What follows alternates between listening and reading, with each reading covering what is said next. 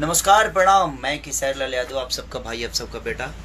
जितने भी हमारी भोजपुरी ऑडियंस है सबको पैर छू के प्रणाम कर रहा हूँ। और जितने भी हमारे बुजुर्ग हैं जो मुझे अपने बेटा से भी ज़्यादा मानते हैं, गोड़ लगता नहीं सबके। और ये हैं काजल रखवानी। आप अब इनको क्या बताऊँ मैं कि इनका परिचय देने में भी अजीब लगता है कि भाई ये तो इतनी पॉपुलर है जी, इनको बताने की ज़रूरत नहीं है, क्योंकि आपका प्यार जिसको मिल जाता है उसको उसके परिचय बताने की ज़रूरत नहीं होती है।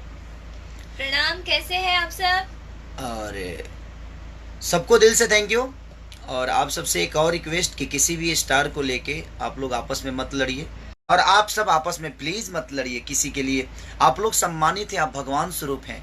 हर आदमी हमारे लिए पूजनीय है, चाहे वो किसी भी जाति से हो, क्योंकि हमारी कोई जात नहीं। हम आप सबके बेटे हैं और आप सबके दिल में रहना चाहते हैं, आप सबके प्यार के लिए आते हैं। तो प्लीज़ आप सब लोग किसी के लिए भी, हम सब आपके हैं।